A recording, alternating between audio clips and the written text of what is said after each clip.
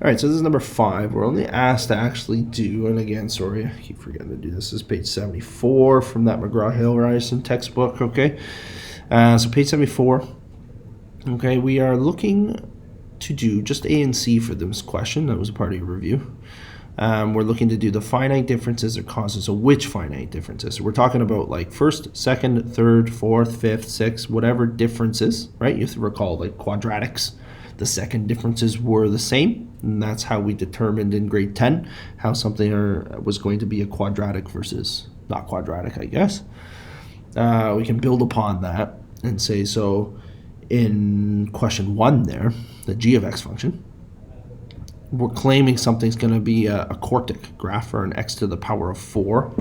Then the fourth differences had better match. Okay, and then part C there is asking if there are any if there's any symmetry that exists.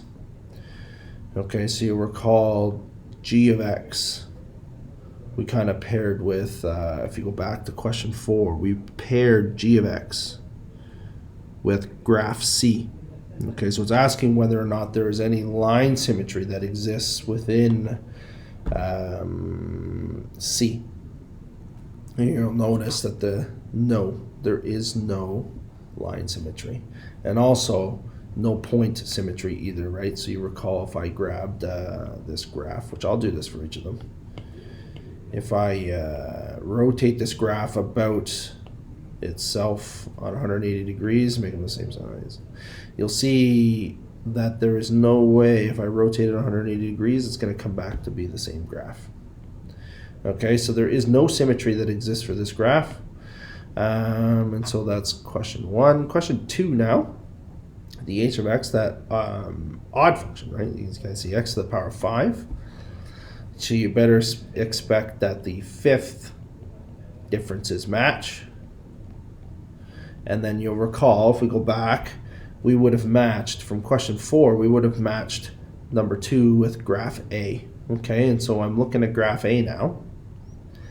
And we're asking whether or not there is any sort of symmetry that exists with this graph. You'll notice even the line symmetry, right? If I drew a line and reflected that, this piece does not match up with this piece. And so there's no line symmetry in this graph. However,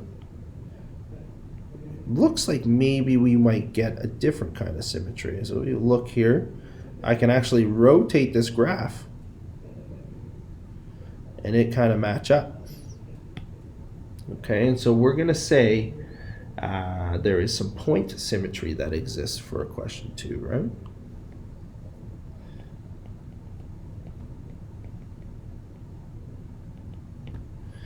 Okay, and for 3, we matched 3 again, just lost 1, with B in question 4.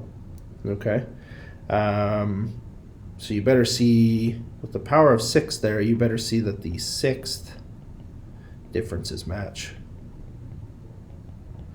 And it does not appear that there is going to be any sort of line symmetry, nor any sort of point symmetry, because if I rotate that 180 degrees, it's going to be pointing in the opposite direction. Okay, so there'd be no symmetry for this one either.